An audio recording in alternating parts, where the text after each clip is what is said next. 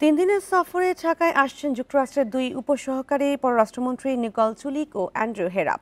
বুধবার ভোরে ঢাকায় পৌঁছাবেন তারা। সফরে পররাষ্ট্র উপদেষ্টা তৌহিদ হোসেন, জাতীয় নিরাপত্তা উপদেষ্টা খলিলুর রহমান সহ সরকারের শীর্ষ কর্মকর্তাদের সঙ্গে বৈঠক করবে এই প্রতিনিধি দল।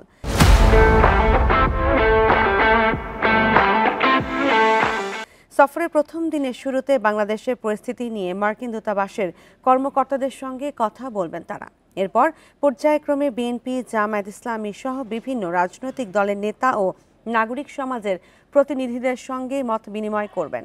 যুক্তরাষ্ট্রের প্রেসিডেন্ট ডোনাল্ড ট্রাম্প প্রশাসনের প্রথম প্রতিনিধি দলের এই সফরে বাংলাদেশের সংস্কার ও গণতান্ত্রিক উত্তরণ, ট্রাম্পের পাল্টা শুল্ক আরোপ, রোহিঙ্গা সংকটে সহায়তা এবং মিয়ানমারের পরিস্থিতি সহ নানা বিষয়ে আলোচনা করা হবে বলে পররাষ্ট্র মন্ত্রণালয়ের কর্মকর্তারা জানিয়েছেন।